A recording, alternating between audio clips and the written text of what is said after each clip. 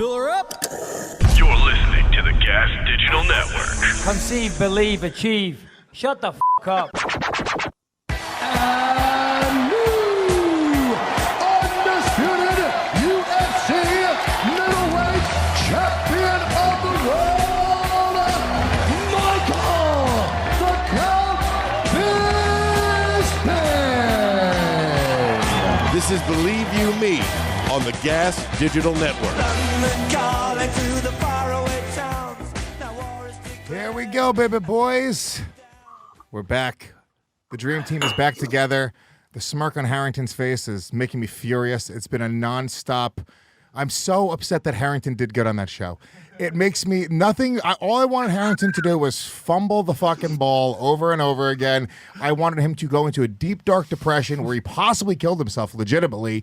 And of course, he comes out, does a fucking great job. The years of experience on the Hammer Fisting podcast came through. And yeah, not for nothing. Great job. I got to give Harrington props when it's due. He stepped up and did a great job. And to be honest with you, the whole job isn't even doing a good job. It's making Michael Bisping seem like he's a good broadcaster. That's the whole job that we have to do every week. And he did it. So great job to both of you. Hold on a minute. I was going to piggyback with the props to Harrington and give him, tremendous, bravos and things like that. But then you had to turn giving Harrington props into giving me abuse. Okay. Yeah. Listen, I will say this, Harrington, well done, good job. Thank you for stepping in for Lewis.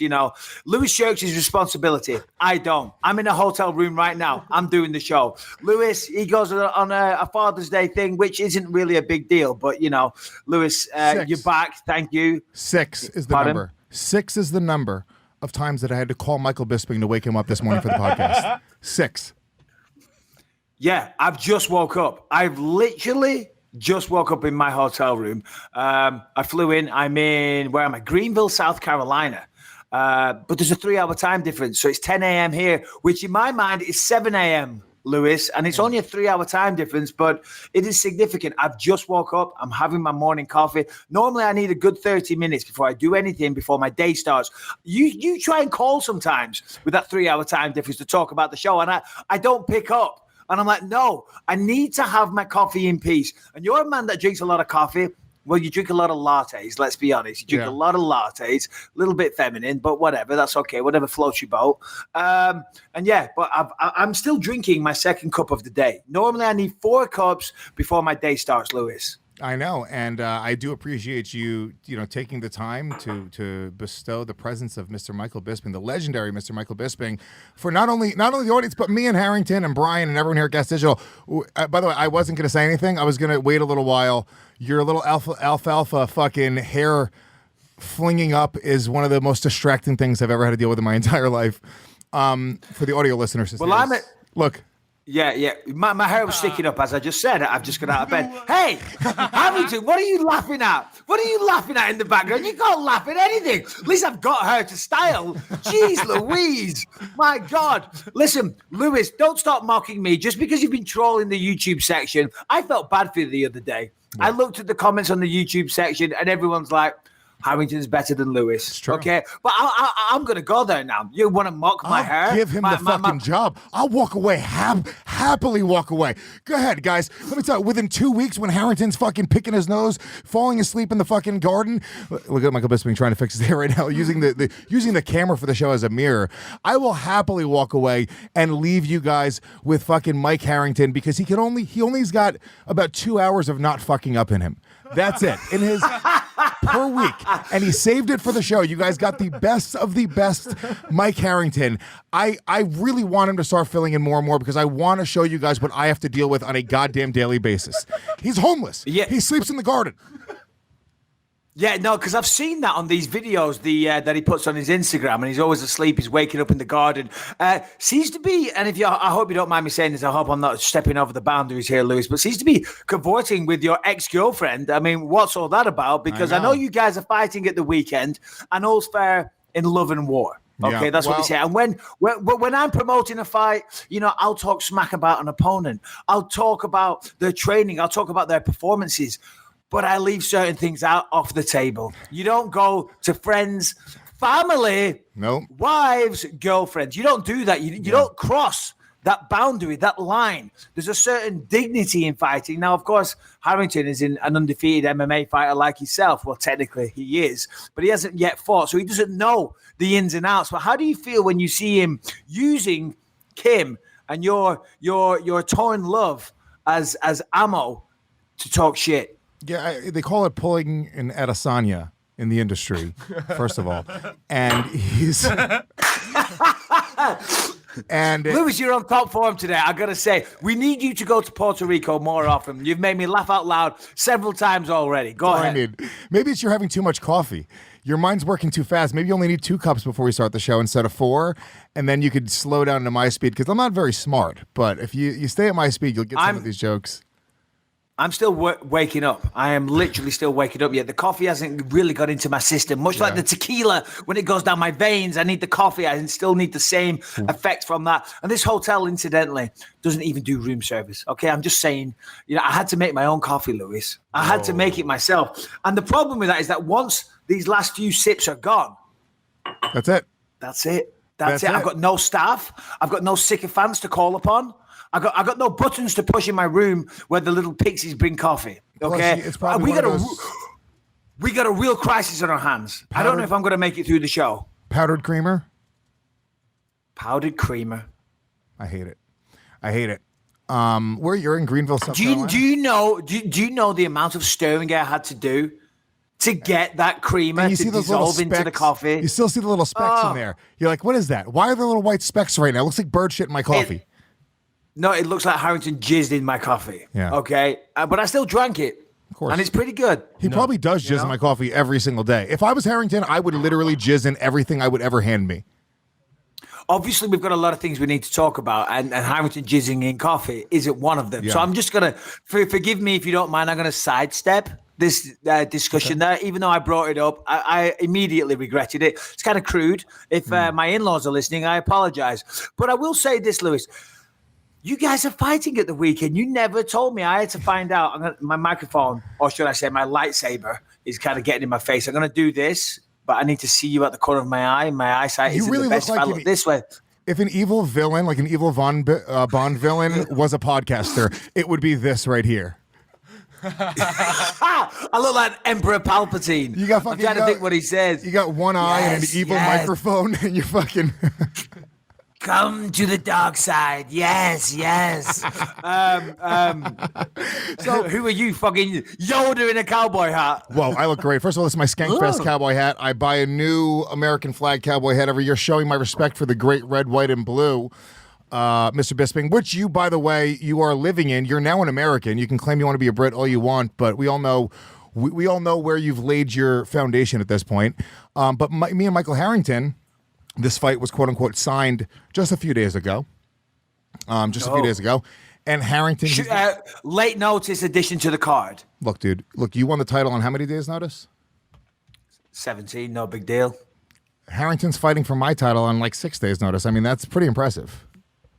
That's the kind of balls he's got. So Harrington now is stepping in for you. He's taking your job. He's doing a better job on the podcast. Listen, public opinion, the court of public opinion have given their verdict on the YouTube section, and Harrington beats you. He takes the job, and now he's cavorting with your girlfriend, and now he's gonna he's going to beat you in. He's gonna beat you in a fist fight. We're doing modified MMA rules, 3 3-minute rounds. We're wearing boxing gloves though, because I'm not wearing MMA gloves. I'm gonna kill Mike Harrington, and if I lose the fight, Harrington gets to keep his job because he's been fucking up so much that he's on his last threads right now.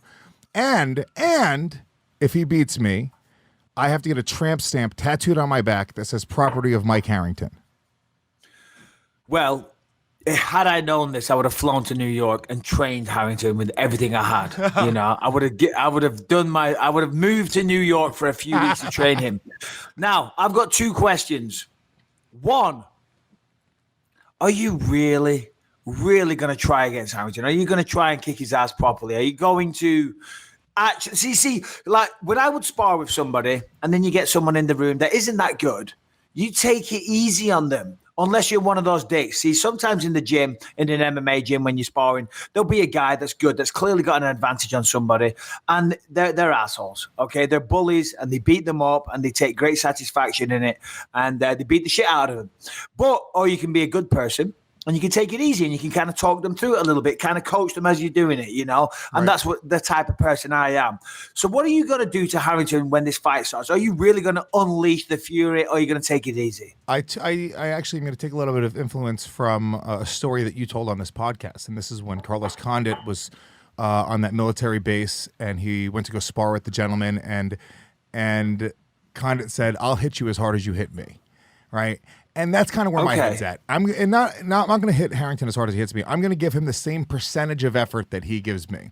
So if Harrington comes at me 110% with like swinging like hellfire, I'm going to put him on his ass. I promise you.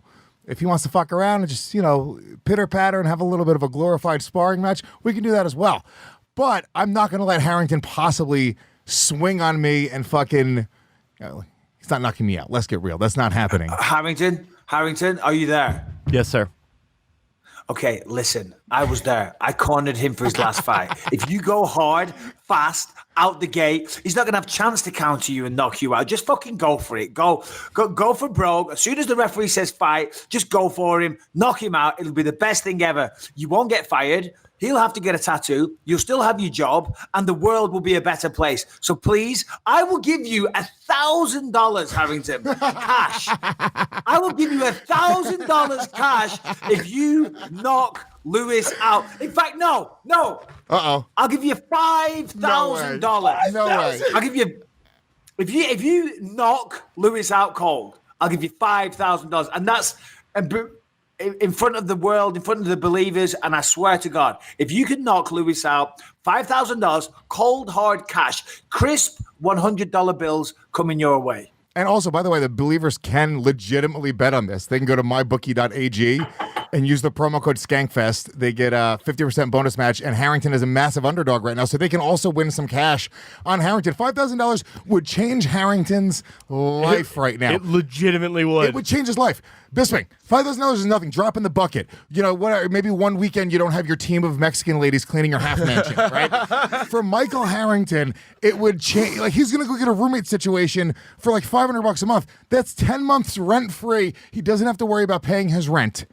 This is such a big deal. The look of psychosis in his eyes. Here's the problem with you, Mr. Bisping. You're not a good friend to Mike Harrington, because now I'm going to have to flatten him in front of the world. Yes, I'm going to have to. No. Because he's going to come at me. You just said, as much as I just said, I'll give $5,000 and I'll stand up to that. You just said you'll take it easy and you'll go as hard as he goes on you. So therefore, he has to lead the dance. He has to strike first. So that's why I'm saying, make that one shot fucking count, baby boy. Go for it. I've seen this guy's defense. They're not impenetrable. They are weak. They're weaker. They're weaker than your attempt at filling in for him. Okay? Go forth, strong, aggressive from the opening bell. Eye of the tiger. Take this motherfucker out. One shot. Live in the glory. You're rich, doggy. You made it. The world is a better place.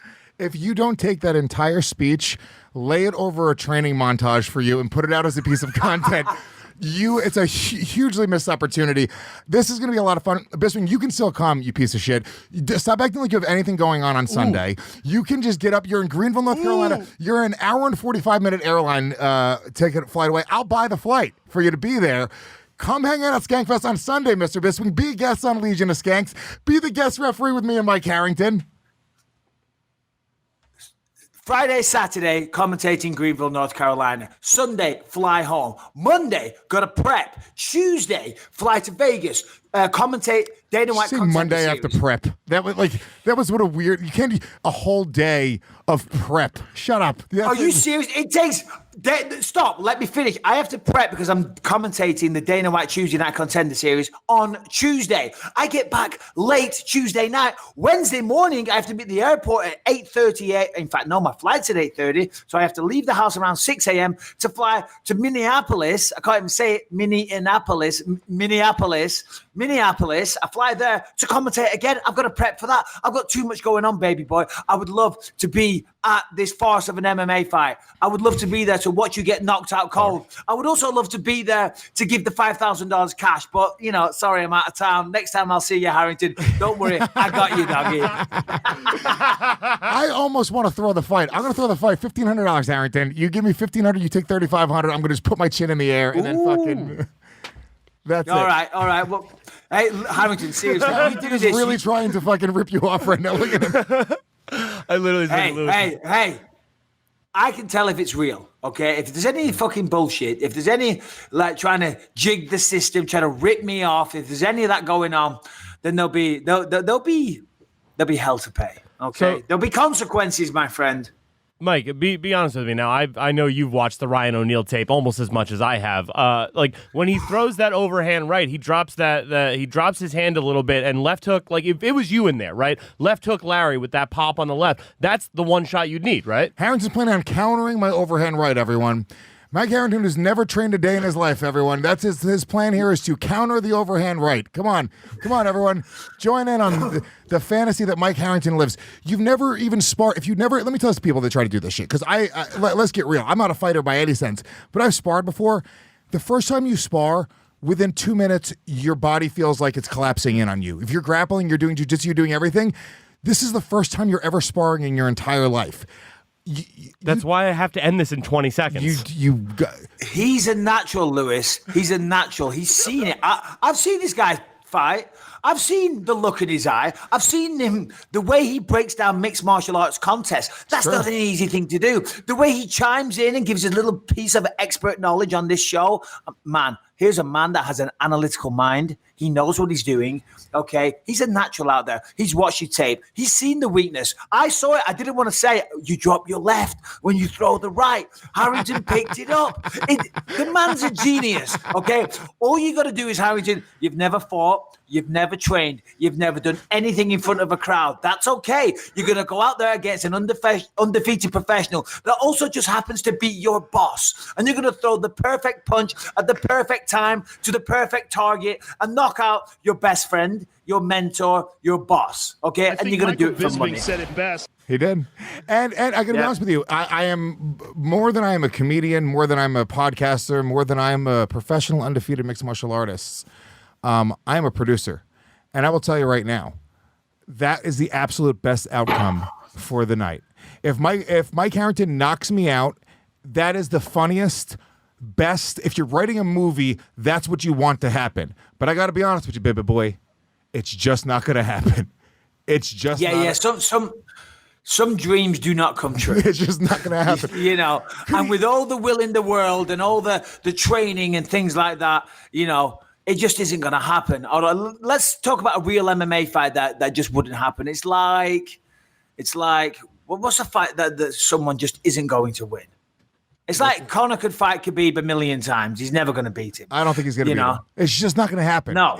But look, there is a punch. Sorry. That's disrespectful to Conor because, Conor would give a better version, an account of himself than Harrington's going to. Hold on a minute. I'm putting too much faith in you, Lewis. What have you been doing? I see that. I haven't trained at all. I see that you're looking slimmer though. You're looking tanned. Yeah. You're looking slimmer. You've got on a questionable hat. But have you been doing cardio? Have you been doing any kind of shadow boxing, stretching? What has the training regimen been? I just started training with Diego again about a month ago. So once a week, I've just been sparring a little bit, but having nothing to do with this. I just happened to get back into it, running here and there. The diet's been okay. Look, I got to end it early as well. Within a minute and a half, 2 minutes, you're not in shape. You're not going to, it's going to be a fucking nightmare. We're just two fat guys rolling around on the floor. So here's me. I don't know how you describe my role in this. Harrington, if you knock Lewis out, you'll get $5,000. Lewis, if you don't end it in a round, then you have to have some kind of repercussions. Forfeit. I'll give Harrington's co-hosted this show for a month if I don't end it in the first round. No. I said you have to suffer, not me.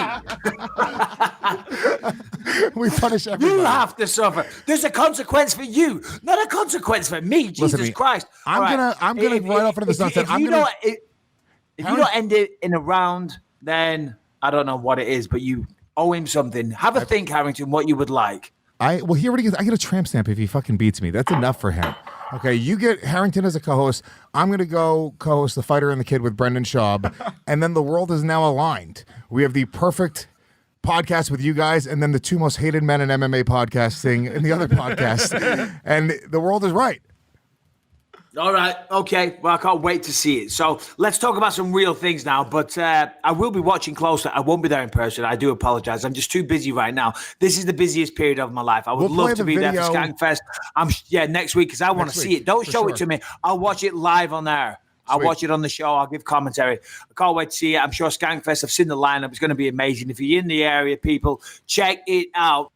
Mike, really quick, let's take a second and talk about BetterHelp, which I love, dude. BetterHelp is awesome. All of my anger management is done with my BetterHelp counselor right now. It keeps me accountable. I don't freak out as much as I used to freak out when I'm running late or from, if a subway's running late or I'm in traffic. I used to get so angry. And just keeping myself talking to somebody every week and just sort of keep myself accountable has really helped me in a very big way. BetterHelp, it's online counseling. You do it with either video chat, audio chat. You can even text your counselor on a day-to-day basis, and they let you help with professional counselors all over the world in a safe and private online environment. Once again, you don't have to spend time in traffic. Time is money, baby boy. Okay, the Believe You Me podcast, we're trying to get 2 out a week right now. So the amount of time that we would take going to counseling, because we're two psychotic motherfuckers, we get to give you more podcasts. Isn't that great? No, it really is. It's a thing of beauty, Lewis. And I will say this, your temperament has been a thing of beauty lately. I'll tell you what's not a thing of beauty, the hat that you're wearing. We'll talk about that later. But, BetterHelp, what does it do? It connects you to licensed professional counselors, okay? These aren't some hacks that, don't have degrees. They aren't professional. They don't know what they're doing. These are licensed professional counselors who specialize in issues like depression, stress, anxiety, relationships, sleeping, anger, me, Lewis, family conflicts, me, self-esteem, me. So there you go. Listen, if you want to speak to somebody, which we do really strongly recommend. Hold on, they're not going to take away too much self-esteem. They don't do that. That's your problem, is you're too cocky. They're like, we're gonna knock them down a peg, and they just trash you. They're like, you know what, you're not as good as you think. Lewis, this is a facade. My self-esteem is in the toilet. Okay, it really is. It's a brave front that I put on for the world, and this is what I discovered since chatting to my therapist at BetterHelp. I'm overcompensating, Lewis, with my massive guns, my stunning good looks, and my ability to do anything. I'm just, and I'm being sarcastic, everybody. If you didn't get it. Sometimes people don't get the sarcasm, so I thought I'd mention that. But still, what isn't sarcastic is the help that you can get at BetterHelp. Trust me, go and speak to somebody, please. Best of all, BetterHelp offers a truly affordable option for Believe You Me listeners. If you go to betterhelp.com/believe, you're going to get 10% off your first month by going to betterhelp.com/believe. So why not get started today? Everybody feels better when they talk about problems, when you share something that's on your mind, and there's no better person to speak to than a licensed professional. So go to betterhelp.com/believe. Okay, let's get back into it. So Harrington, as usual, done a good job of putting off, McGregor being, I'm just looking at the notes now. Number 9, McGregor being investigated for slapping a retired old man who refused a free pint from the former champ. Are you serious? It was actually Michael Bisping who he slapped. Ooh. Hold on. Harrington, give me details. Go ahead. This is your moment. Okay. Well, according to the Irish Post, Conor McGregor is being investigated for slapping pensioner, which I think is UK for retired, who refused. Yeah. So you got to be over 65 to be classed as a pensioner, and you're officially retired. So go ahead. Sorry. According to an exclusive from the Irish Sun, McGregor was accused of assaulting the man said to be in his 60s during a visit to the Marble Arch Tub in Drimong on April 6th. McGregor was alleged to have struck the man after he turned down the offer of a free drink from the MMA star, who was buying everyone in the pub a drink when the incident happened. It's just... they did a probe into the incident following a formal complaint from the man involved. So I guess he went to the cops about it. Well, did he not drink? Is that why he refused it? Or was he like a big fucking Russian dude who liked Khabib? Even so, Conor, Mike, obviously, I want to know your thoughts on this, but I believe it, man. There's way too many, where there's smoke, there's fire. There's way too many stories of Conor sort of freaking out now and lashing out on fans. And look, it is what it is, dude. He's going to have to pay the price. He'll get sued again. Yeah. It'll be another thing. He's rich and young and he gets hammered. And, it's a shame because I think he could be doing more good than negative with his fame. Yeah, exactly. I mean, I just saw that there as I looked through the notes. I mean, as I said before, I got out of bed late this morning, kind of slept in with a jet lag, only 3 hours, but there's my excuse. So that's the first I saw of it. So I don't want to talk about it too much because I don't know any details other than what Harrington just said. Now, on the face of it, it sounds bad, and it probably is. I don't know any details. These are all alleged, and I don't want it to seem like we're always just shitting on McGregor. But what I will say on it is this, and I've said this before, it does seem that these kind of things are happening a lot, and he goes through life with a chip on his shoulder. You see him all the time. Here's a guy that's made it. He nailed it. He won the lottery. He did it. He's world famous, the most famous MMA star we've ever seen. He's won shitloads of money. He'll never have to worry about money again in his life. He's got legions of fans. Half of the country flies wherever he goes when he fights. Be happy. You did it. We made it, Mom. You know what I mean? Go through life with a smile on your face, not a chip on your shoulder. I don't get it. I don't know why he's so angry and so pissed off. He should be happy. He should be smiling. He should be helping people wherever he goes because he can afford to do that. Not walking around picking fights. Now, as I said, don't know the full details, and we'll leave it there, eh? Yeah, I agree. Without knowing anything, it is just I do try to be consistent with that philosophy. It is a person accusing somebody else. He hasn't been convicted of anything. It is just one word versus another word. So it's hard to drag somebody through the mud, for that reason. But at the same time, you make such a great point, dude. When do you just go, you stop and smell the roses? When do you go like, holy shit, I have maybe one of the best lives in the world right now. Mike's he's had a kid. His kid is going to grow up. Oh my God, dude, it's such a dream. We just celebrated Father's Day. Yeah. We'll talk about that a little bit as well. But the dream is that you get to give your kid everything you never had. And dude, his fucking kid is so cute. All the pictures of his kid, adorable. He seems like he's a really loving dad. Like, you could tell that's real. That's not fake. And, at what point do you just go, fuck, dude, I made it. I don't need to have that anger anymore. I don't need those demons. It's not a fight anymore. It's, you won the fight. Well, yeah, no, for sure. I mean, I can only talk about my own personal experiences. Prior to being a professional fighter, I was a fighter my entire life. I used to, I see you asking for coffee. I wish I had the same luxury. No, the air, I just too don't. Cold. Oh, sorry, the air's too cold. Oh, la-di-da, pardon me. I've got a shitty in-house fucking thing over here, buzzing and making noise all night. No wonder I slept in. I couldn't sleep. No. Prior to being a professional fighter, I was that kid when I was younger. I was kind of angry. When I grew up, I saw a lot of violence, and I thought it was normal to punch somebody. I really did. It was only when I met my wife, she made me realize that, hold on, going around and solving problems with your fists is not normal. You can't do that. It's not acceptable in this society. And then I became a professional fighter. I got a little bit of success. I got some money, and then just kind of calmed down. And now I'm a happy man. Do I still lose my temper here and there? Of course I do. Yeah. But am I better? I'm way, way better. And here's a guy that's got every reason to be happy. Got every reason to be happy. And to be honest, it takes effort. It's a lot of stress, and it wears you out. Going around being bad-tempered, being angry, being at a 10 constantly is fucking exhausting. And I know that from personal experience. Now, I think I'm a happy 5. Yeah, can I go from 5 to 10 in a heartbeat? Yeah, I can, 100%. But I don't do it as much. I don't have my foot on the pedal. Yeah. It used to be my foot was on the pedal, ready to put it down, ready to rev, ready to go. Now, I'm coasting, baby. I'm rolling down the toll road. I haven't got my foot on the pedal. I've got a beer in my hand. I'm not drink driving. This is a dream scenario, everybody. Well, and I'm not spatting out as much because life is better to be like that. Well, if it's a dream scenario, I'm drinking and driving, baby boy. It's getting kind of crazy in this dream. There's no rules in my dreams. I'm telling you right now. Okay. So the dream scenario, you're rolling down the Pacific Coast Highway. You got the beach to the left. You've got a beer in your hand. You're in a nice convertible car. Shannon and Harrington are both giving me head simultaneously. This is a dream. I get whatever I want. That's what I was going to say. Who's in the passenger seat? Now we know it's Shannon and Harrington. No wonder Shannon left the show. The sexual abuse was off the scale. We all miss Shannon. We really do. And Harrington, seems like if you get knocked out, you might be getting sexually abused on Saturday night. Hey, it is what it is, man. It's an empty husk at that point. I'm not going to remember it. Have fun. Yeah. Also, it is Skankfest. We're fighting on the last day of Skankfest, which it's just alcohol and drugs for the entire weekend. Everyone's going to be. Me and Harrington are going to be able to walk to the ring on Sunday, but we'll see what happens. Yes, and you wonder why I'm not coming. Yeah. You wonder yeah. why I'm not coming. Oh, yeah. Oh, You guys want to see Michael Bisping on LSD? Skankfest 2020. No chance. I'm not coming anywhere near there. I don't do that type of behavior. I don't indulge. Why? Because I might have done once or twice when I was a kid, and it wasn't good. I'm certainly not doing it in a public place. Kiss my ass. All right, MMA news. What else we got?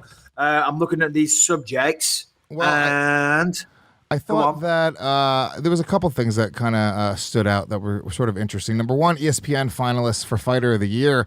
Yeah, I thought they kind of nailed it this year. I always sort of disagree with the list, and if you didn't see it, it's Cejudo, Cormier, Adesanya, and Amanda Nunes. Yeah, so, I mean, they're four very, very worthy contestants. I mean, they're the four that would spring to mind. I mean, let's go through them. So you got Cejudo, obviously became a two-weight division champion. You got Cormier, who became a two-weight division champion. Of course, Cejudo beat Marlon Moraes last week, so it was kind of a vacant belt. Stopped Moraes in the third round. Very, very good performance against a very tough opponent. Cormier, of course, we know he was a long-time light heavyweight champion, lost it to Jones, had some kind of, that whole thing about the PEDs, moves up to heavyweight, while still the light heavyweight champion, knocks out Stipe in the first round, and then defends the heavyweight belt against Derek Lewis. That was a good performance. Adesanya, I don't know. I mean, Adesanya's had a rise to stardom like, we haven't seen since Conor McGregor in this sport, and he's looked absolutely sensational. And it is starting to get impressive, too, when you look at it. It's Kelvin Gastelum, now Anderson Silva, Derek Brunson. I think a year ago when people were talking about Adesanya like he was the next coming of Christ, it was like, well, let's get him some fights. It now seems like he has those fights, and now he's officially signed to fight Whitaker. When is that fight, Harrington? That fight is in October. On top of that, in this last year for Israel Adesanya, he had the record for most wins with 5 from February 11, 2018 to February 10, 2019. Wow. So yeah, I mean, listen, he's clearly doing massive things in the sport. And then, of course, we've got Amanda Nunes, the bantamweight champion, went up there to featherweight, 145, and stopped in the first round in about a minute, knocked out Cyborg, did the unthinkable. A lot of people didn't think that was going to happen. She did it in style. It was an incredible fight. So I don't know. I mean, that's a really, really tough list to pick one. I mean, of course, we went through it and we were jesting about Cejudo being a triple champ, and he is, God bless him. It's a tough one. I mean, who do we pick? Who would you pick out of those four? Go. I think it's pretty clear, in my opinion. You got to pick somebody who won 2 titles. So we automatically knock out Adesanya and Nunes. Nunes won 2. Yeah, I'm sorry. We automatically knock out Adesanya. And then I have to look at the level of competition and what they did. So I feel like, Cejudo, he's got to be out of there. He's not beating, Well, hold on. Stop. Remember, he had TJ Dillashaw come down to his weight class. The dominant bantamweight champion came down to 125, and he knocked him out in about 30 seconds. So that's very, very good. And prior to that, he beat Demetrius Johnson, which was incredible. Then he beats TJ Dillashaw. Avenge the loss as well, which is incredible as well. Avenging that loss, that counts for something. In my mind, there's real value in avenging a loss. It doesn't erase it completely, but it shows where you've grown as a fighter, whether it's mentally, physically, whatever it is. Coming back and beating somebody that you had lost to in the past, it's almost, and you've talked about this in the past, it's almost more like mind fucking, knowing that this guy has beaten you and has the skills to beat you. So I didn't consider that as much. Now I'm even more torn because I was going to say Cormier because Cejudo's competition wasn't as strong, but I think it was as strong, to be honest. No, for sure. They just weren't as big. Yeah. That's what you're thinking. You're looking at it and say, oh my God, he knocked out Stipe. He's so manly, he's so huge. He bears a resemblance to Michael Bisping. Anybody that knocks him out is going to be fighter of the year. I know that's what you were thinking. Take my eyes off the screen. Can't do it. But for Cejudo to beat Demetrius Johnson, I can't believe I'm saying this because I was going to say Cormier because knocking out the heavyweight champion in the first round is huge. But if you look at Cejudo, beat Demetrius Johnson, which was also avenging a loss, as you said. Demetrius, if not the best, in discussion for one of the best ever. Then he beats TJ Dillashaw, and then he wins the 135-pound belt on top of being an Olympic champion. I mean, and Cormier lost to John Jones. You want to say, look, PEDs or not, he did. It wasn't this year, so that's not the issue. But you still have to sort of look at the fact that He did lose that title. He true champ. Yeah, champ. but hold on. Hold on. I don't want to digitize too much, but if you're going to go down that route, I mean, Cejudo lost to Demetrius. Cejudo lost to Joseph Benavidez. He avenged it. He didn't avenge it against Joseph Benavidez. Amanda Nunes lost to Kat Zingano. They all have losses on their record. Now, of course, Cormier's were to Jones, and there was mitigating circumstances at best. The guy was on steroids. He did serve a suspension. Call it what you will. I don't know. I think it's either Cormier or Cejudo. Oh, there you go. You almost have to give it to Cejudo. I feel like overall, when it's all said and done, that Cejudo's losses, the loss of Benavidez was a while ago. It wasn't like, and it didn't take. The reason I'm almost putting Cormier in the conversation is because he's champ. But there's a little bit of an asterisk with his champ title because. Whoa. Stop saying champ. I know. We don't say that on the show. Come on. Champ Jesus squared. Christ, Lewis. Champ squared. Carry on. But because he lost that title to John Jones, in my opinion, I feel like that's enough. It's not even that disparaging to Cormier. It just bumps Cejudo ahead. I feel like the resume what Cejudo has done in the past year is pretty goddamn impressive. I think the competition at these smaller weight classes, it's just not as deep of divisions. So it's sort of easier to get to that number one contender in those title shots. Whereas 205 heavyweight, heavyweight's not as deep of a talent pool either. But yeah, I'm going with Cejudo. I've leaned towards Cejudo. You've convinced me. Well, I'm leaning towards Cormier now. Just for no reason. I'm not trying to convince you. I'm not making a case for Cejudo. I am stating you the said fact Cormier doesn't deserve it. No. Quote him on this, MMA Mania. Cormier does not deserve to be fighter of the year. Michael Bisping. That's it. I never said that. Those words did not leave my mouth. Cormier, I'm the biggest fan of Cormier. Not as big as a fan of Dana as Dana White is, but I'm a big fan of Cormier, right? The guy is a great person, great fighter, Olympic standard wrestler. Okay, didn't get the gold medal like Cejudo did, but still he was that guy. And now he's just a great person to be around. So I vote for Cormier. But when you look at Cejudo's, his accolades, it's hard to argue with that as well. So anyway, who knows? Good luck to ESPN, to the guys choosing that. It's a tough one to pick. And Amanda Nunes is definitely in there as well. Amanda Nunes is awesome. So yeah, well done to all four of them. I think just to be considered on the list for best fighter of the year is an amazing thing, Lewis. Yeah. And Adesanya, I think Adesanya definitely has to be the Fighters Only Mixed Martial Art Awards, the breakout star of the year for sure. International Fighter of the Year probably for sure as well. So he's got plenty of trophies and whatnot coming his way, as well as potentially the undisputed middleweight title, which has been announced. Is that correct? Whittaker versus Adesanya set for October in Australia. I mean, that's a massive fight down there in Australia because he's from New Zealand. He's Australian, so there's going to be a little bit of rivalry, a bit of bad blood there. So I can't wait to see that one. Yeah, it's going to be a killer fight. And, if he really plays his cards right, he could probably bang my ex-girlfriend. I really do mean that. If she did that, I would be proud of her. If she got to bang Israel Adesanya, I couldn't even be mad. I'd have to be like, good for you. Good for you. Really? No, it would break my heart. And on top of that is like real female privilege. That's the difference. She probably could. Like, I couldn't go just pick a celebrity and be like, I'm going to fuck that chick now. This is what's going to happen. Women, they get to just do that. If she met him at a bar and they were both having drinks, it's not that crazy that she can go and bang Israel Adesanya.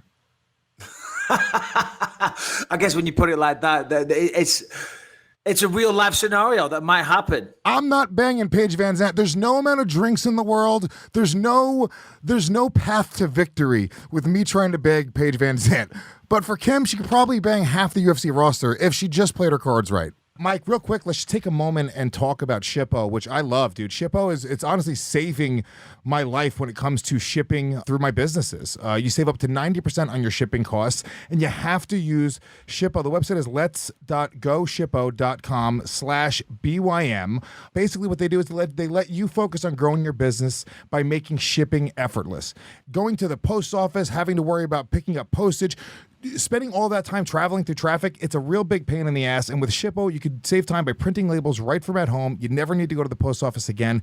Anything you do at the post office, you can do right from your own home. Yeah, no, of course, my wife loves it because I don't mean to sound like an asshole, but I get a lot of requests. Can you send me some signed gloves? Can you send me a signed picture? Can you send me, personal items? And I haven't got time to be running down to the post office, Lewis. But now with Shippo, our life just became a lot easier. Shippo easily connects to 55 plus carriers worldwide, and over 35,000 companies use Shippo, have an average year-to-year growth of 77%. So there you go. 35,000 companies worldwide have using them, and 77% growth. I mean, those numbers, I sound like President Trump. Those numbers have never been so strong. Okay, Lewis? Those numbers don't lie. They don't lie. This is not fake news, ladies and gentlemen. This is real news. So if you go to lets.goshippo.com/BYM, you will get a free professional plan for 3 months just by signing up. That's lets.goshippo.com. That's lets.go. SHIPPO, lets.goshippo.com/BYM. Get a free professional plan. Take out the nonsense of going to the post office or all that stuff and have more free time and be more professional. Okay, where were we? I need to plug my laptop in. It's just flashed up. The battery is almost low. I'll be right back. You do a plug, baby boy. I'll do a plug, baby boy. Look, you love the show. We have a brand new website, believeyoumepod.com. You guys grab everything, the latest 15 episodes, both in video and audio format, on YouTube as well. You can go subscribe to the Michael Bisping podcast or Believe You Me podcast on YouTube. Leave a comment. Leave some 5-star rankings on iTunes, maybe some positive feedback. We love hearing the positive feedback. I especially love when you tell me that I should be replaced by one of my employees. That's probably the best part of my day. And also, if you guys really love the show, you should know that we have every episode that we've ever done of this show on demand at your fingertips.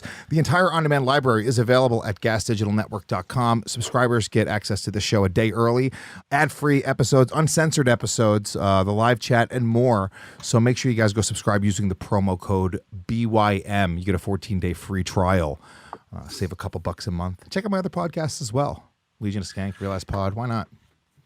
All right. Don't check out his other podcasts. Keep it all firmly on Believe You Me. Okay. Why if you get bored of that, maybe check out some of them. But we're here promoting Believe You Me, Lewis. That's it. Don't check out my other podcasts. Forget everything else I do. Fuck my stand-up. Fuck my family. Fuck. Fuck that's not Digital. what I said. No, not in the slightest. Not in the slightest. Anyway, we were talking about Paige Van Zant there. You've been a little bit inappropriate, but let's keep it on Paige Van Zant for a second. She had bad luck. She had to have surgery recently. Harrington, can we pull these pictures up? Because she put it on Instagram, and I remember seeing this at the time. And, Paige Van Zant, she's had a lot of bad luck recently with injuries. She seems to have a lot of surgery. And this picture that she put on the other day, oh, my God. Obviously, they opened up the arm to correct a broken bone, I think. I don't keep too up to date on Paige Van Zant with the greatest of respect. But, Harrington, what happened? Well, oh, my fucking God. Oh, my God. It looks like a vagina with braces inside of it. Did you see that? Pull it up again. Pull it up again. Don't go away. I want to see it. Wow. Wow. So there's no, Harrington, don't say things like that, please. Okay. It's disgusting. You will hold on. Let's just make this clear. Harrington, you will speak on this show when you are spoken to. Yeah. Okay. Yes, sir. All right. I sound like an asshole there, but we got to get a bit of authority around this place. Harrington has one guest episode, and now he's Lord of the Manor, for crying out loud. It's the problem. People don't understand what they do. They create a monster. You shouldn't compliment a man that much, because now the cockiness that he has, he still hasn't. He's wearing the same clothes for 3 days straight. He shouldn't have any confidence, but now he walks around with a fucking swagger in this place, and now I have to beat him up, literally physically beat him up to beat it out of him. So I'm assuming she broke her, and maybe film that. Well, you're going to beat him up Sunday, allegedly. Or Harrington's going to knock you out and get $5,000 cash. Cash, Harrington, cash. Hey, you don't have to pay tax on cash, Harrington. You don't pay that into the bank, okay? So that's basically like $8,000. Yeah, what $8,000.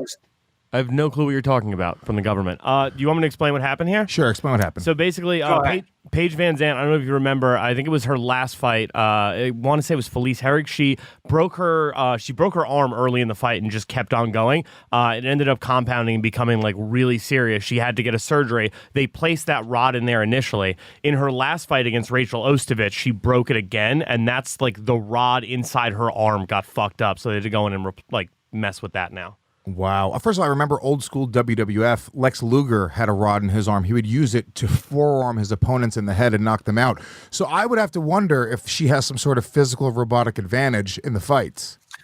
Well, they do actually say that once you've had surgery and they put pins in and rods and things like that. I mean, not that I've ever had that done. You will recall they tried to put a metal plate in my face when I had my orbital shattered by Dan Henderson. But being the warrior that I am, I chose to decline. Whatever. That's You would have looked so cool, though. Fucking Kano to the max with the false eye and the fucking metal plate. It's a glowing red eye. Full cyborg. But no, they do say that it would be stronger, but my God, that looks very, very painful. So speedy recovery, Paige Van Zant. And just so you know, Lewis, this is what I was talking about last week, because I kind of mocked Harrington and you for taking the name of mixed martial arts in vain by having this farce of a fight. And there's a few comments on YouTube saying, oh my God, just you started somewhere. You got to start somewhere. Stop being so elitist. I'm like, yeah, I started somewhere on like a real path to being a mixed martial artist. These guys aren't trying to be mixed martial artists. Yes, they're trying to have some fun, and it will be fun to see Harrington try and knock Lewis out for $5,000. But that Jesus said, Christ. I can't believe there's $5,000 on the line now. You fucking asshole. You're literally motivating him to fight me. And there's real consequences in this sport. I kind of lost an eye. Paige Van Zant is under the knife, being opened up, having metal rods put in there. But no, people die. And you want to make fun of this sport. It's a beautiful sport. It's a sacred sport. Two men against one. And you're going to make a mockery out of it. That's my point. No, first of all, it's not making a mockery out of it. We're not pretending or marketing this as a real fight. We all know what the fuck this is. This is a big, dumb thing for our fans to laugh at.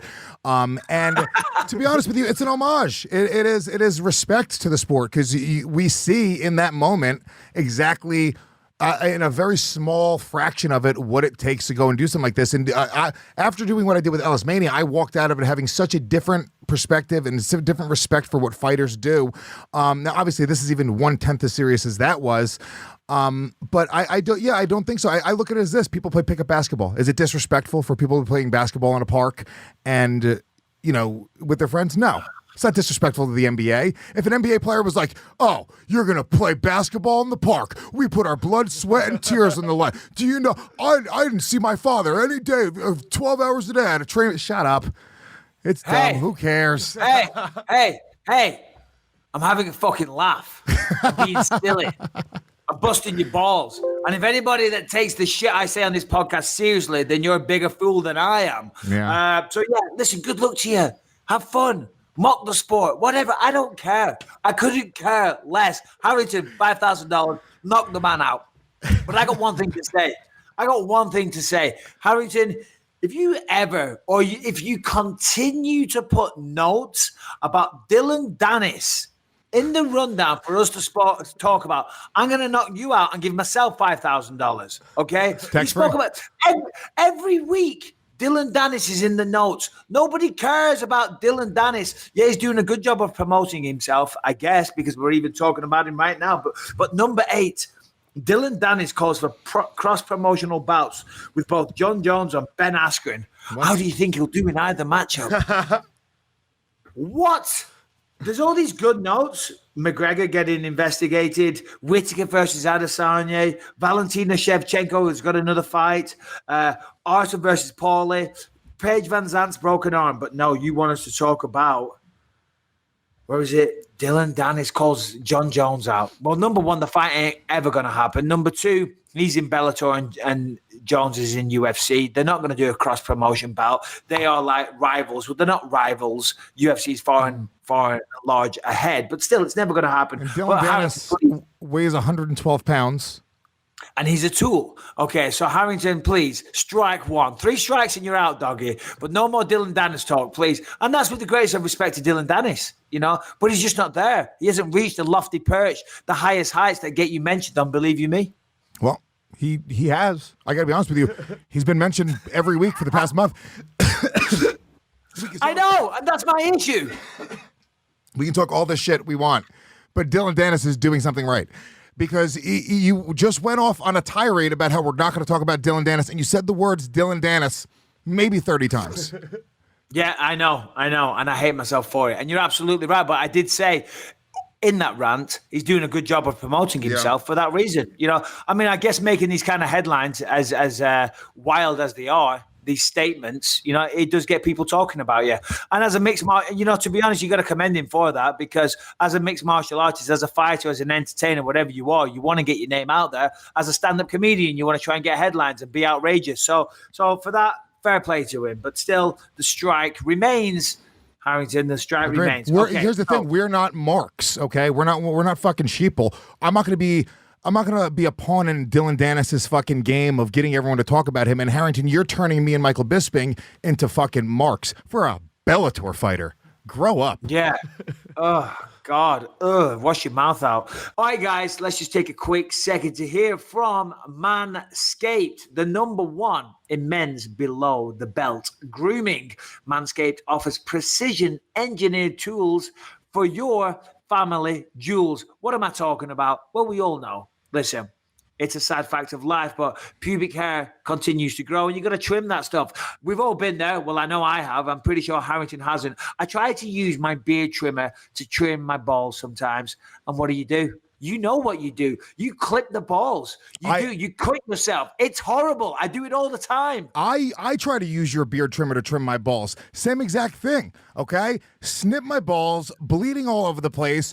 Then I'm psychotic. So even though this happens so many times, every time I snip my balls, I convince myself within 2 days that I'm having a herpes outbreak. I know that I cut my balls.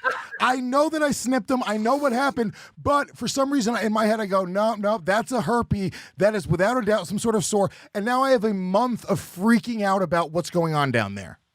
Well, fortunately, that's why Manscaped redesigned the electric trimmer, Lewis. Their lawnmower 2.0 has proprietary skin-safe technology, so this trimmer won't nick or snag your nuts and won't give you a herpes outbreak. Manscaping accidents are finally a thing of the past. We'll all be happy to hear. And you don't need to use the same trimmer on your face because that's just nasty. And that's what I used to do. That is what I used to do. Manscaped also has the Crop Preserver, an anti-chafing ball deodorant and moisturizer. You already put deodorant on your armpits, so why not on the smelliest part of your body? Always use the right tools for the job. Your balls will thank you. Okay, if you want to get involved, you want to get the Manscaped, you don't want to cut your balls, you want to trim your balls, well, we're going to give you 20% off, free shipping, and a free travel bag. All you got to do is go to manscaped.com. Manscaped. Manscaped, manscaped.com, and then use the code BELIEVE. If you go to manscaped.com and use the code BELIEVE, you're going to get 20% off. You're going to get free shipping. You're going to get a free travel bag, and you're going to get healthy balls. Healthy looking, delicious, shiny balls. Oh, okay. Let's get back into the show. All right. Well, listen, I am in UFC. I'm in Greenville, South Carolina. Looks to be a lovely place. I got here last night. It was real late. The hotel, as I said earlier, doesn't do room service. I was hungry, so I went for a walk. It was late at night. I had a little steak in some little bar, and nice people. Nice people down here, very, very friendly, very nice. But I'm not here to have steak and talk about how nice the people are. I'm here to commentate this week's fights. In the main event, Renato Moicano taking on the Korean Zombie. We've got Randy Brown taking on Brian Barberena, a rematch. John Lineker versus Rob Font. And then we've got Deron Wynn, who's a mate of Daniel Cormier, a good wrestler, making his UFC debut. So a very, very good fight card. I mean, it's not the most star-studded of fight cards, but there's some very, very good fights on there. You know, this is a fight night. It's not a pay-per-view. But Moicano versus Korean Zombie is a very, very good fight. Sorry, Lewis, what were you going to say? Well, I was going to say it's not too star-studded, but I got to be honest with you. I don't remember. It's been a minute since it hasn't been a really star-heavy fight card. It feels like it's been a lot of big fights lately. The fight night, it seems like a couple of years ago, every other fight card was sort of built like this, where it was like one or two recognizable names and then a bunch of dudes that, nobody had really heard of. But lately, the UFC seems to have really hit a high gear of booking, or maybe it's not even a high gear of booking. Maybe it's the way that they're marketing the fighters that everyone seems as if they're a bigger deal. And I don't know if it's ESPN or I don't know if it's the UFC, but there seems to be a noticeable difference in the quality of cards, the quality of production, and you can speak on that, but do you think that has to do with ESPN? Because I really do think everything seems just a little bit better lately.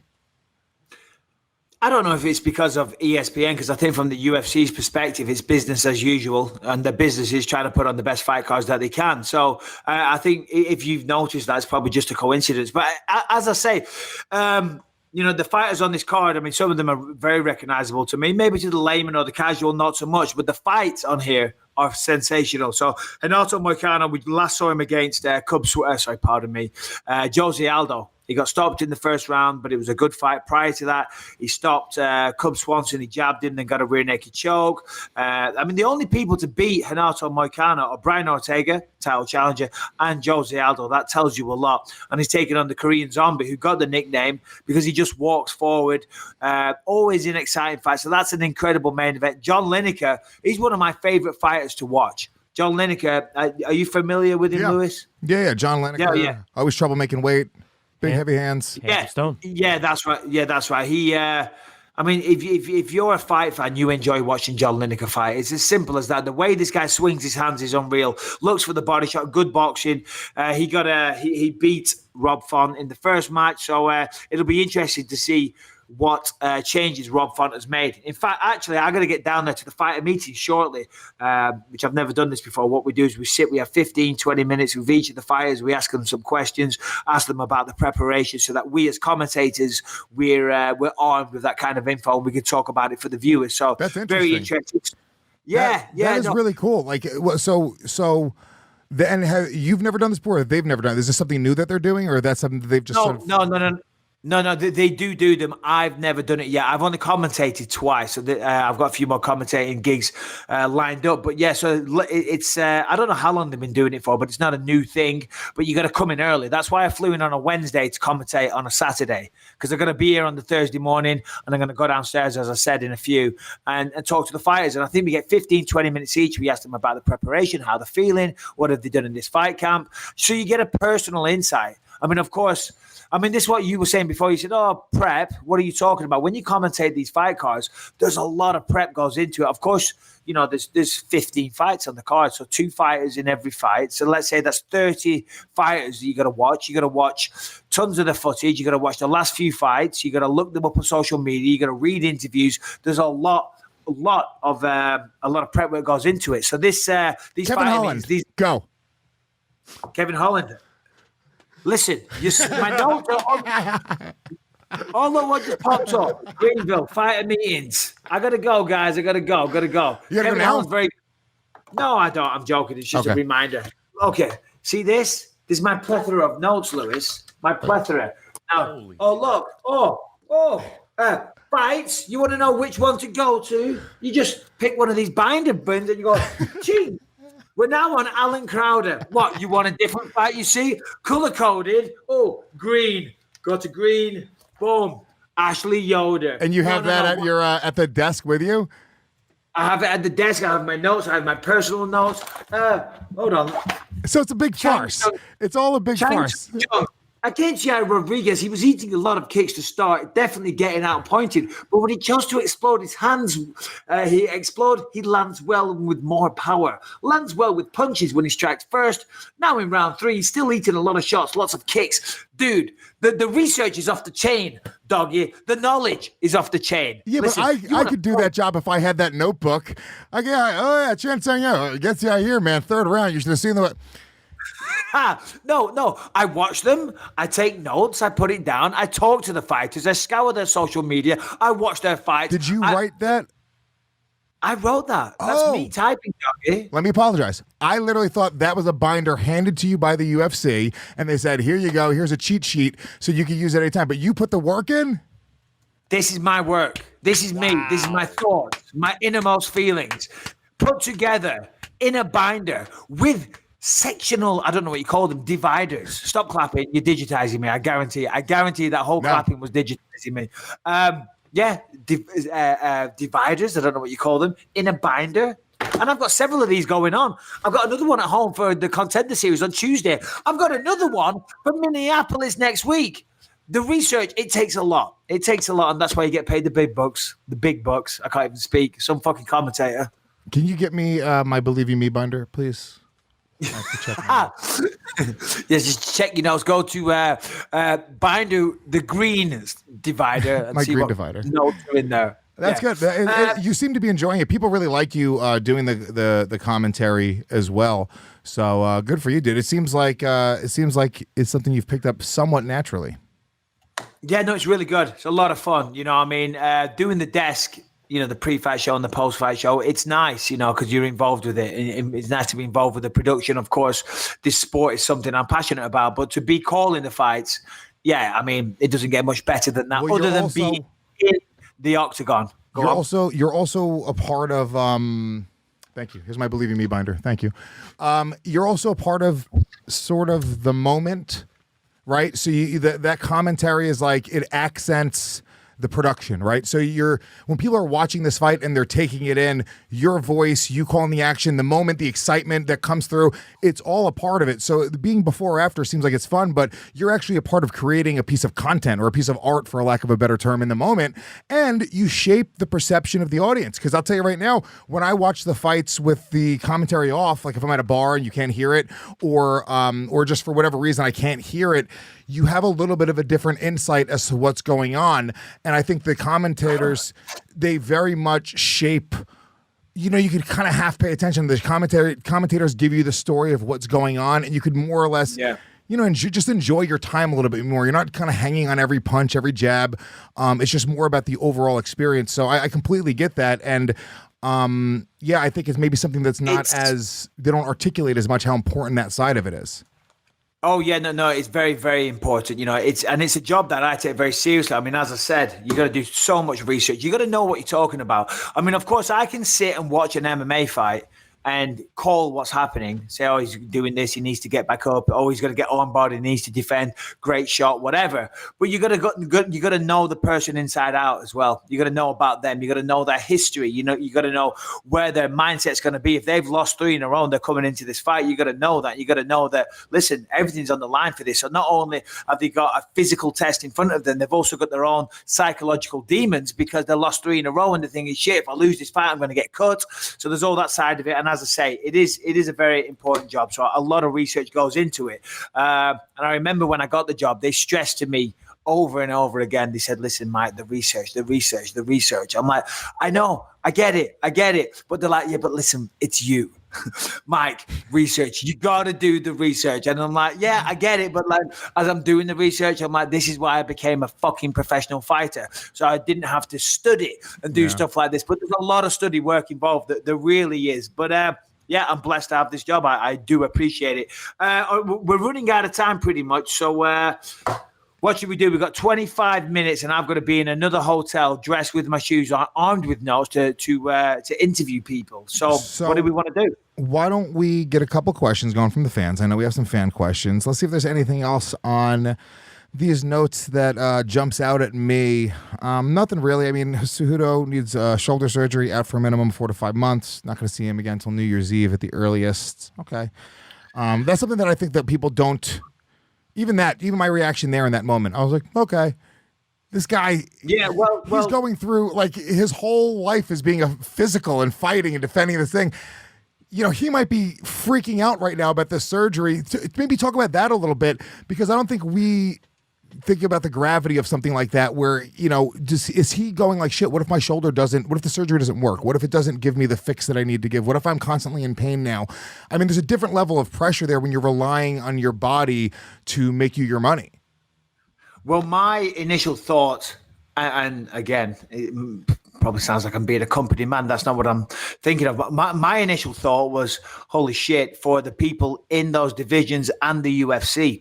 You got to think that, the powers that be at the UFC, when they heard he was having surgery and Cejudos going to be out for the rest of the year, they're like, fuck, they must have rolled their eyes a little bit, because all of a sudden now they got the bantamweight champion and the 125, what is that? Strawweight? Flyweight, pardon me. The flyweight champion, the bantamweight champion is holding those two divisions up until at least the end of the year, So it sucks for them and it sucks for all the fighters that are in those divisions. Now, if he needs surgery, which he did, and he had the surgery, then rightly so, and good for him, and I wish him a speedy recovery.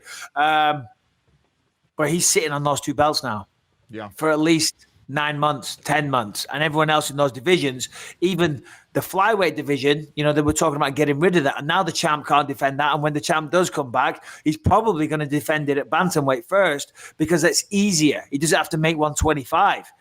So it's going to hold up the divisions. It really is. So that's a shame. But listen, this is a tough sport. Fighting is tough. Training for it is tougher. So, injuries happen. So, it's a sad state of affairs. But that's kind of the downside of the champ thing, of the two weight division champs, right, which is great. It makes massive stars and it's exciting for the viewer and for the fans. It captures your imagination.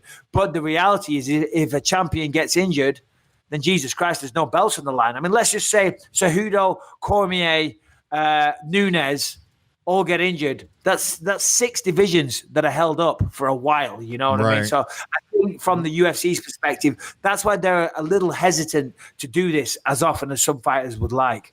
Harrington. Well, but then, Mike, doesn't that add 6 interim titles, which could be the headliners for either fight nights or pay-per-view cards or co-main but events? it waters down what a title means, in my opinion. I don't like how they sort of take it. Once again, we talked before about not wanting to be sheep.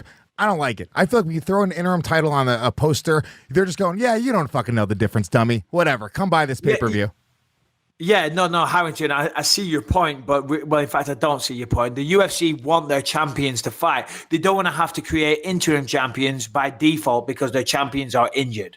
That's not what they're in the business of. Now, of course, the interim champions and titles do exist, but that's because the UFC have to move on, but they don't want to do that. They would rather the undisputed champion of the world fought the number one contender. That's what they want. That's the perfect scenario. Then sometimes people get injured. They're out for a while. Then they got to create interim titles. But that isn't the perfect scenario for anybody involved. But I think that it is the side benefit of an interim title, though, is the fact that there's a bunch of casual fans that don't know the difference between an interim title and an actual title. So they get to go like, all right, well, if the image has a person with a title on their shoulder, the data's probably out there. They sell a certain percentage more pay-per-views than if they don't. They are always looking for a title fight on those cards.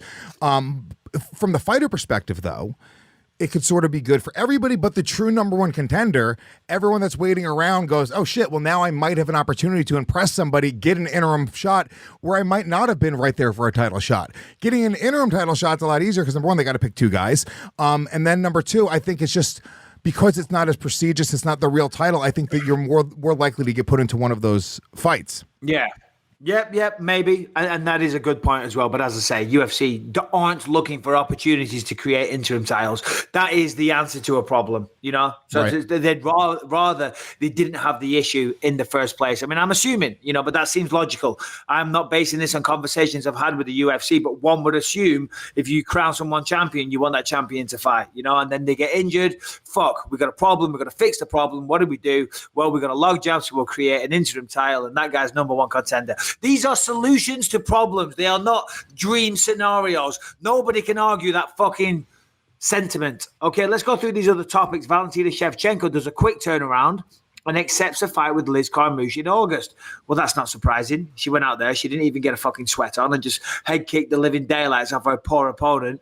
And good for her. Good for her coming back. Liz Carmouche actually beat her back in the day in a regional promotion. So that's why that fight kind of makes sense. It's good to avenge those losses. And Shevchenko, she's great. She's amazing. It's great to, I love watching her fight. She's one of the best female fighters on the planet. So that's nice. Liz Carmouche. I mean, you got to think that Shevchenko's probably going to get an easy revenge, but you never know. Whittaker versus Adesanya in Australia. We talked about that. Dylan Dennis. We talked about that briefly. McGregor being investigated for slapping a retired old man. I mean, I can't even believe I'm reading that. McGregor being investigated for slapping a retired old man. If he did that, then fucking shame on that guy. I'll just say to that. You don't put your hands, it's allegedly, okay? So you got to give benefit of the doubt, but you don't put your hands on a retired old man. And if that guy is a retired war hero or something like that, then that's even worse. Hold on. What if he's a retired child molester? Say, we don't know the details, and we're sitting here trashing McGregor. What if he was saying, hey, you know what? Your hands are too busy diddling a child. You can't take this beer. Well, smack. Well, these are real life possibilities. Perhaps they're in the local village pub, and the old guy is known as Pedo Bob. Okay. Yep. Oh, here comes Pedo Bob's in again. There he is. Oh, and they're all like, hey, motherfucker, you only got 6 months for molesting those children. And he walks over with a beer and he's like, listen, guys, I'm sorry for what I did. Here, take this beer as, as a what? As an apology. I'm trying to make things right. I repent. And he offers him the beer, and McGregor slaps it. He says, get that beer out of my face. McGregor I don't want offered him the beer. McGregor offered him the beer. So it was probably Pedo Bob. So hold on, are you saying McGregor is now Pedo Bob? I'm saying that McGregor probably molested a child.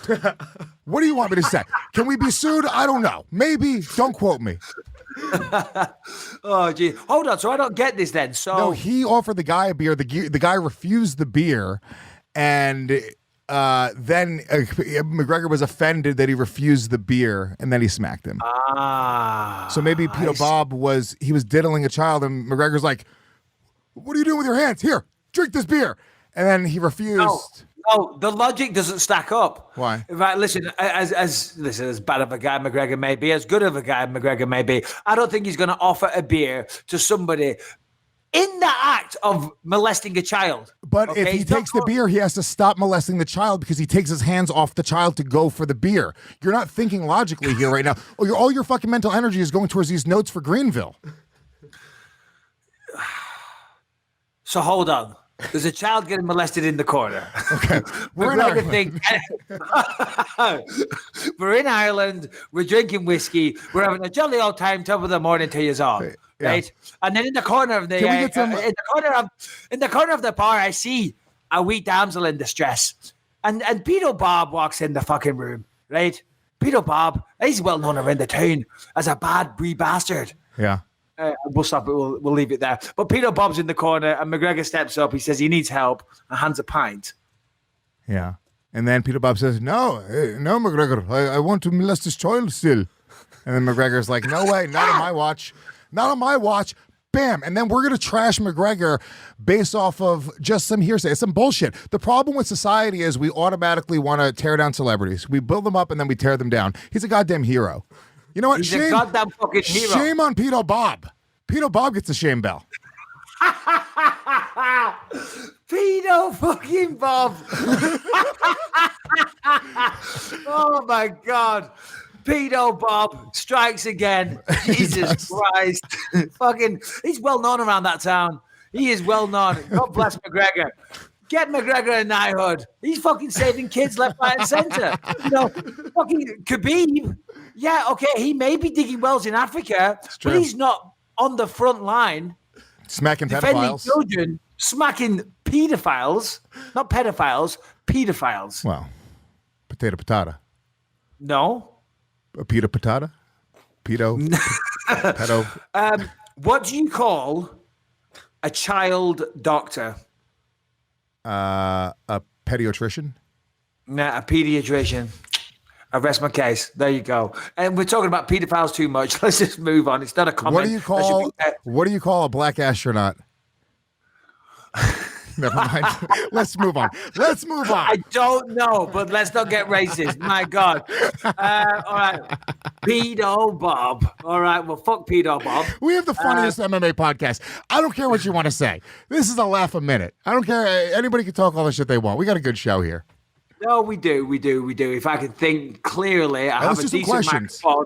We get a good internet connection, then we're fucking rocking, baby boy. All right, let's do some questions. Let's get some questions going. Any video questions today or just... I have a couple video questions for you guys. One, actually, less of a question and more of a song. This is the hymn to Michael Bisping and Louis J. Gomez. I know, and by the way, this guy reached out to me. I personally, because I'm a narcissist, I search myself, Michael Bisping's name, the podcast name. I Google, I have alerts set up on my phone. When people are talking, I know that they're talking. So I got this on my own. I saw it, and I was like, what the fuck is this? And then I sent it to Bisping like a week ago. So we've actually seen this song, and both of us are terrified of this gentleman. So we're not complimented. I feel like you're going to hurt me and my family, and this is more or less, if you see this guy, call the authorities. Yeah, definitely. Listen, I'm going to nickname this guy Pedo Bob, okay? Because when you see this guy, he looks like he would fit the description of being a Pedo Bob. It's terrifying. We tried to play this on the episode the other day. I'm glad we did it because you're here in person. But please, without further ado, roll tape.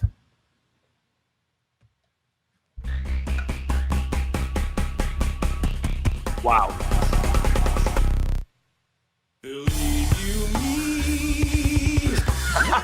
In your face, you will agree. Try their MMA LSD full of rage. What? So shut the fuck up or enter their steel cage.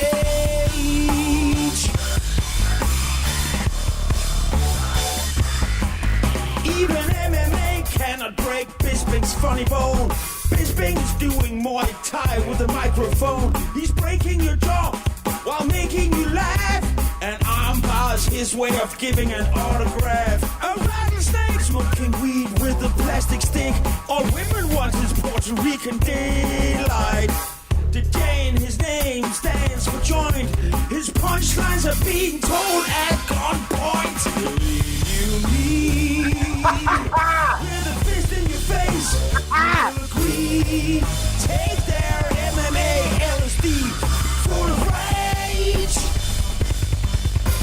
Believe you me. With a fist in your face, you will agree. Take their MMA LSD full of rage. Just shut the fuck up or enter their steel cage.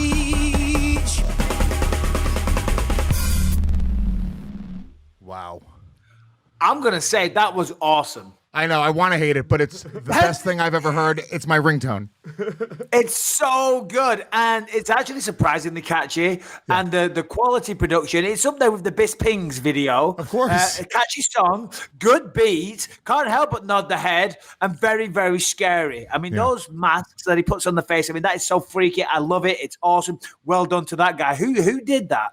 What's his name? Do we have a name in his channel? Please plug it. All right, give me 1 second. Yeah, take a moment. That guy, we'll get him. We'll get you a hoodie and a T-shirt and a mug. And honestly, if we're ever in your town, we're doing the live Believe in Me podcast. We'll get you some free tickets. When you do shit like that and go above and beyond, we appreciate it so much. I love it, dude. I really do. It means a lot when fans put time into creating shit for us. So we do joke around and make fun of you. You're a scary motherfucker, but I would definitely have a beer with you, my friend. So.